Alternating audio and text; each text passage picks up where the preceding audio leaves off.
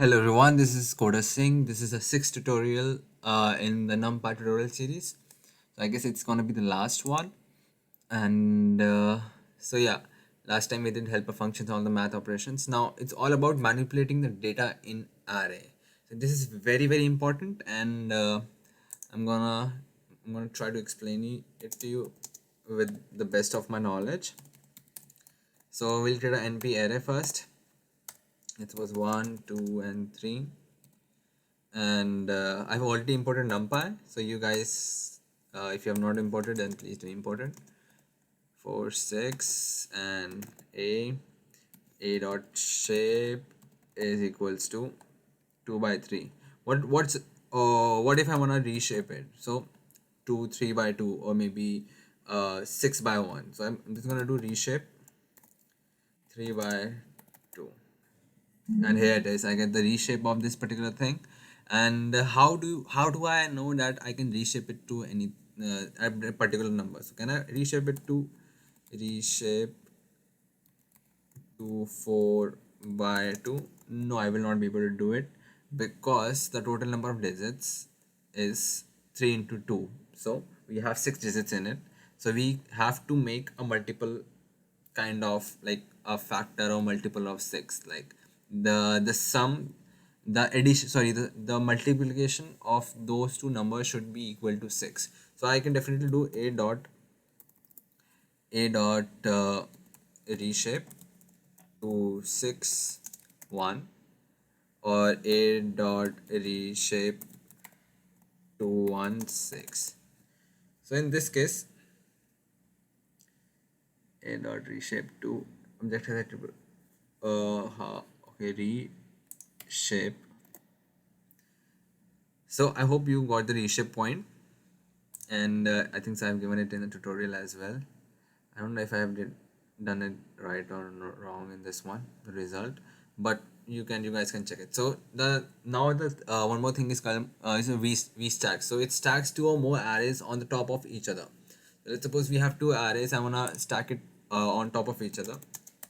Np dot array 1 2 and 3, b is equals to np dot array 4 5 6. Okay, that is something we cannot have. 4 5 6. So c is equals to np dot v stack. We're gonna have a list a and b. Now if I want to print c, as you can see, it has been stacked over each other. Similarly, we have horizontal stack. It stacks the array horizontally. It goes by the name. So I'll have d np dot h stack a b and bcd over here. So it has stacked those two arrays horizontally, in the sense that 1 2 3, then 4 5 6 has come. So let's go for a better example. Maybe I guess I've given it over here. So this one. So I'll explain you guys from here only. So I created a zero matrices of 2 by 2 and of by ones of 2 by 2. I would rather do it only for you guys, so that you guys can get a better understanding of it. Np dot zeros 2 by 2, sorry, f dot np dot ones 2 by 2. So np dot h stack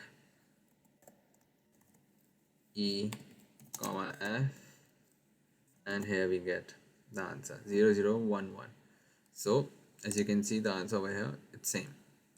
So again, the tutorial, again the notes on the tutorial is in the description below. The link is in the description below. You can download and use them in whatever way you want.